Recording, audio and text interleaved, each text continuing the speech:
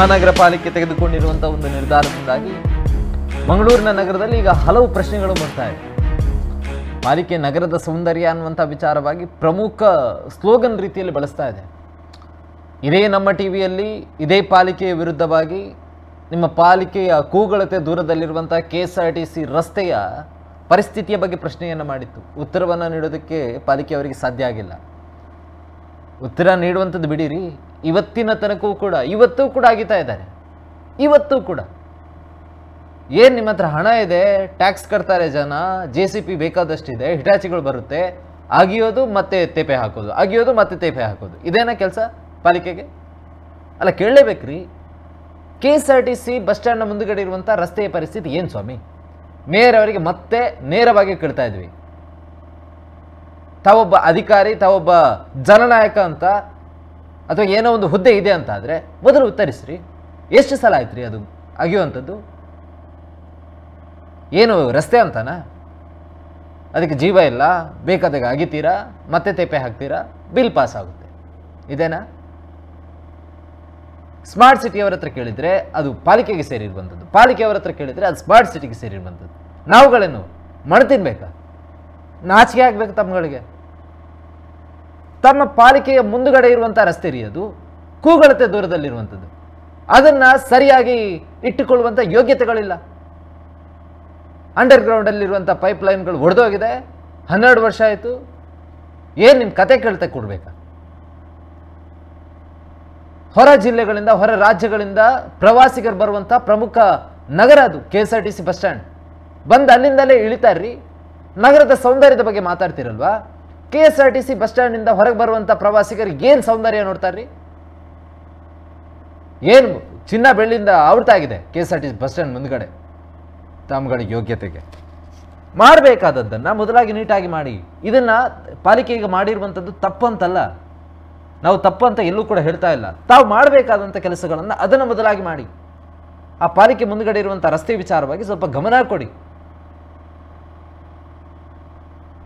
ಈಗ ಪಣಂಬೂರು ಮುಂದುಗಡೆ ಇರುವಂಥ ರಸ್ತೆಗಳು ಪಾಲಿಕೆಗೆ ಸೇರಿದ್ದು ಅಂತ ಹೇಳ್ತೀರಲ್ವಾ? ಆ ರಸ್ತೆಯಲ್ಲಿ ಅಷ್ಟು ಗುಂಡಿ ಬಿದ್ದಿದ್ದೀರಿ, ಯಾರು ಬರ್ತಾರೆ? ನೀವು ಬಂದು ತೆಪೆ ಹಾಕ್ತೀರಾ, ಆವಾಗ ಹೇಳ್ತೀರಾ ಅದು ಹೈವೇ ಅಥಾರಿಟಿಗೆ ಅಂತ ಹೇಳಿ. ಆ್ಯಂಡ್ ಈಗ ಮೇಯರ್ ಅವರು ಹೇಳ್ತಾ ಇದ್ದಾರಲ್ವ, ಅನಧಿಕೃತವಾಗಿ ನಗರಗಳಲ್ಲಿ ಬೀದಿ ಗೂಡಂಗಡಿಗಳನ್ನೆಲ್ಲ ಸ್ಥಾಪನೆ ಮಾಡಿದ್ದಾರೆ ಅಂತ ಹೇಳಿ. ತಮ್ಮ ಕಾರ್ಪೊರೇಟರ್ಗಳು ಎಲ್ಲಿದ್ದಾರೆ ರೀ? ಅವರೆಲ್ಲಿದ್ದರು? ಇಷ್ಟೆಲ್ಲ ಬೀದಿ ಬದಿಗಳಲ್ಲಿ ಅಂಗಡಿಗಳು ನಿರ್ಮಾಣ ಆಗ್ತಾ ಇತ್ತಲ್ವಾ? ತಮ್ಮ ಕಾರ್ಪೊರೇಟ್ಗಳಿಗೆ ಏನು ಮಾಡ್ತಾ ಇದ್ರು? ನಿದ್ದೆ ಮಾಡ್ತಾ ಇದ್ರ?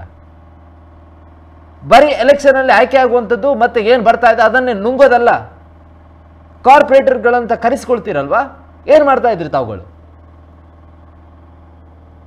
ನಗರದಲ್ಲಿ ತಮ್ಮ ತಮ್ಮ ಕ್ಷೇತ್ರದಲ್ಲಿ ನೆರೆ ಬಂದು, ಮಳೆ ಬಂದು, ಮನೆ ಒಳಗಡೆ ನೀರು ತುಂಬಿಕೊಂಡಿದೆ, ತಾವುಗಳು ಪ್ರವಾಸ ಮಾಡ್ತಾ ಇದ್ದೀರ. ಎಂಜಾಯ್. ನೀವು ನಿಜವಾಗಿಯೂ ಜನನಾಯಕರಾಗಿ, ಕಾರ್ಪೊರೇಟರ್ಗಳಾಗಿ ಸರಿಯಾದ ಕೆಲಸ ಮಾಡಿದರೆ ತಮ್ಮ ಕ್ಷೇತ್ರಗಳಲ್ಲಿ ಈ ರೀತಿಯಾದಂಥ ಗೂಡಂಗಡಿಗಳು, ಅನಧಿಕೃತವಾದಂಥ ಗೂಡಂಗಡಿಗಳು ನಿರ್ಮಾಣ ಆಗುವಾಗ ತಮ್ಗೆ ಗೊತ್ತಾಗ್ತಾ ಇತ್ತು. ಆವಾಗ ತಾವು ಪ್ರೋತ್ಸಾಹಿಸಿದ್ರಿ ಅಥವಾ ಸುಮ್ಮನೆ ಇದ್ರಿ? ಈಗ ಬಂದು ಒಮ್ಮಿಂದೊಮ್ಮೆ ಮೈ ಮೇಲೆ ಬಿದ್ದರೆ ಅವ್ರ ಪಾಪ ಅವ್ರ ಜೀವನಕ್ಕೆ ಏನು ಮಾಡಬೇಕು?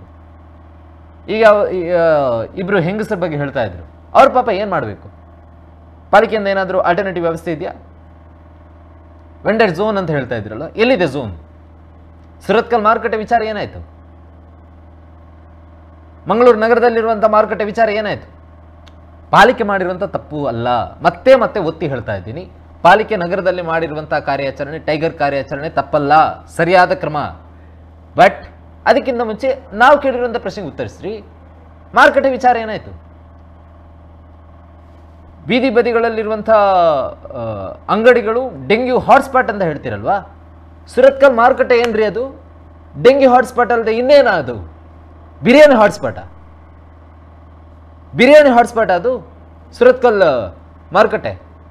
ಅಥವಾ ಮಂಗಳೂರು ಮಾರುಕಟ್ಟೆ ಇದೆಯಲ್ವ, ಅದೇನು?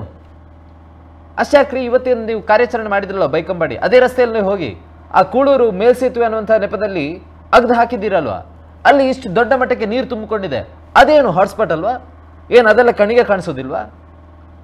ಮೇಯರ್ ಅವರಿಗೆ ಒಂದು ದೂರವಾಣಿ ಕರೆ ಬಂತು, ಪದೇ ಪದೇ ಅದೇ ವಿಚಾರವಾಗಿ ಬೀದಿ ಬದಿಗಳಲ್ಲಿ ಅಂಗಡಿಗಳು ಜಾಸ್ತಿ ಆಗಿದೆ ಅನ್ನುವಂಥ ದೂರಿತ್ತು. ಆ ಕಾರಣಕ್ಕೋಸ್ಕರ ಈ ಒಂದು ಕ್ರಮವನ್ನು ಕೈಗೊಂಡಿದ್ದೀವಿ ಅಂತ ಹೇಳಿದ್ರಲ್ವಾ? ಎಸ್, ಒಪ್ಪೋಣ. ಮತ್ತೆ ಹೇಳ್ತಾ ಇದ್ದೀರಿ, ತಾವು ಮಾಡಿರುವಂಥ ತಪ್ಪಲ್ಲ, ಪಾಲಿಕೆ ತೆಗೆದುಕೊಂಡಿರುವಂಥ ಟೈಗರ್ ಕಾರ್ಯಾಚರಣೆ ತಪ್ಪಲ್ಲ. ಅದೇ ದೂರವಾಣಿ ಕರೆಗಳಲ್ಲಿ, ಅದೇ ಜನರ ಧ್ವನಿಯ ಕರೆಗಳಲ್ಲಿ ಡೆಂಗ್ಯೂ ಬರ್ತಾ ಇದೆ, ಈ ಹಿಂದಿನ ಪಾಲಿಕೆಯಲ್ಲಿ ಊರೂರಿಗೆ ಬಂದು ಎಲ್ಲೆಲ್ಲ ನೀರು ನಿಂತಿದೆ ಅಲ್ಲೆಲ್ಲ ಸಿಂಪಡಣೆ ಮಾಡ್ತಾ ಇದ್ರು, ಮದ್ದು ಸಿಂಪಡಣೆ ಮಾಡ್ತಾ ಇದ್ರು ಸೊಳ್ಳೆಯ ನಿರ್ನಾಮಕ್ಕೋಸ್ಕರ. ಅದನ್ನ ಮತ್ತೆ ರೀಚಾಲ್ ಮಾಡಿ ಅಂತ ಹೇಳಿ ಎಷ್ಟು ಕರೆಗಳು ಬಂದಿಲ್ಲ? ಏನು ಮಾಡಿದ್ರು ಮೇಯರ್ ಅವರು ಅಥವಾ ಅಧಿಕಾರಿಗಳು, ಸಂಬಂಧಪಟ್ಟಂತವರು, ಕಾರ್ಪೊರೇಟರ್ಗಳು? ಏನೂ ಇಲ್ಲ. ಸ್ಪಷ್ಟವಾಗಿ ಹೇಳಬೇಕು. ಹೋಟೆಲ್ ಉದ್ಯಮಗಳ ಒತ್ತಡ ಇತ್ತಾ ಅಥವಾ ಬೇರೆ ಏನಾದರೂ ಕಾರಣನಾ? ಎಲ್ಲದಕ್ಕೂ ಕೂಡ ಅಧಿಕಾರಿಗಳು ಪ್ರಮುಖವಾಗಿ ಉತ್ತರವನ್ನ ನೀಡಬೇಕಾಗಿದೆ ಅನ್ನುವಂಥದ್ದು ಈಗ ಮೇಜರ್ ವಿಚಾರ. ಈ ವಿಚಾರಕ್ಕೆ ಸಂಬಂಧಪಟ್ಟಂತೆ ನಮ್ಮ TV the pulse of coastal Karnataka.